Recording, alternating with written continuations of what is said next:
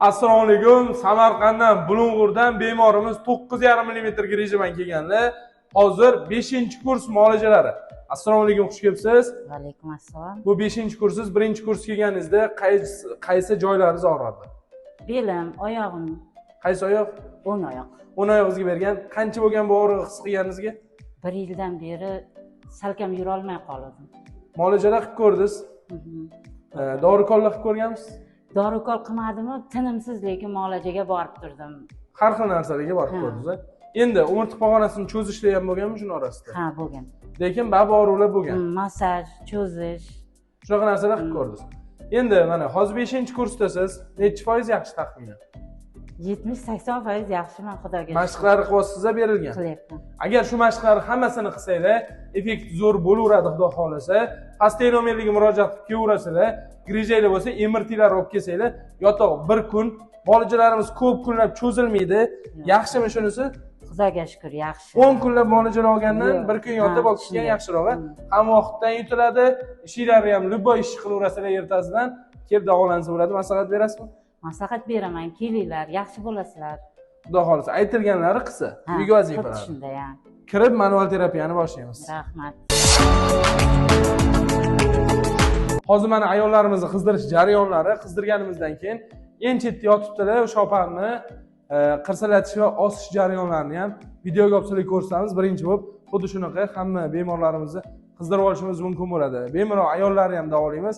Manual terapiya, qirsallatish, shunaqa kiyim ustidan qizdirish jarayonlari, keyin bo'lsa oyoq barmoqlaridan osish jarayonlari bo'ladi. Kelib bemalol davolansanglar bo'ladi. Ayollarni qizdirish jarayonlarini ko'p olmaymiz. Manual terapiyadan yana davom etamiz. Bo'sh qo'yasiz. Hoppa. Bo'sh qo'yaverasiz. Hoppa. Qirsilladi. Mikrofon qo'ymaganimga eshitilmadi, lekin do'stlar, ayollarimizni biroz ayaymiz. Qattiq qarsillatib ishlash yo'q. Sekin shoshilmasdan qirsillatiladi. Shoshilmasdan tortiladi oyoq qo'llar. Oyoqlarni boylashadi bolalar. Sekin tortishadi.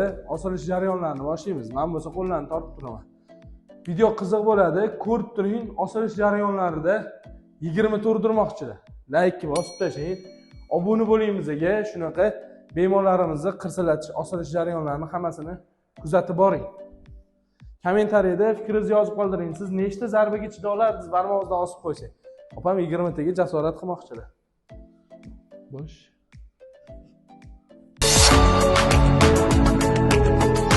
Qani, yaqinroq kelasiz, bolalar yelkasidan ushab olasiz. 1, 2, 3 ko'tardik. 20 ta zarba ko'rasizlar hozir. Men ilib olaman va sekin tushiramiz. 1, 2, 3, 4, 5, 6, 7, 8, 9, 10, 11, 12, 13, 14, 15, 16, 19, 20 ta zarba ayol bemorimizga cho'tki bo'ldi. Osilib oldingiz, barmoqlar qiynamadimi? Yo'q, xudoga shukr. Bemalol osilsa bo'ladimi? Ha, bo'ladi. Tavsiya qilasizmi? Tavsiya qilaman, kelsin. Yurishlaringizda ham muammo bo'larmidi oldin? Ha, yura olmasdim. 100 metrdan keyin, uzog'i 100 metr. 100 metrdan keyin majbur o'tirishga majbur bo'lardim. Chunki oyog'im shunaqa og'rirdi. Hozir yura olasizmi? Xudoga shukr 4 kilometr. Gap yo'q. Kuniga 4 kilometr yurish berganmiz, hammasini yuryapmiz. Ana, yugurayotgan ekanlar ham gap yo'q. Hozir sizlarga bitta yurib ko'rsatib beradilar. Grijaylar bo'lsa, pastenomerga murojaat qilib ko'rasizlar. Sog' bo'ling, salomat bo'ling, o'zingiz asrang. Bitta yurib berib xonaga kirib ketasiz. Baraka toping. Joningiz sog' bo'lsin. Cho'tki, sog' bo'ling. Mayli, rahmat. Demak, sizlar ham mana shunaqa yuguradigan bo'lasizlar, inshaalloh sog' bo'linglar.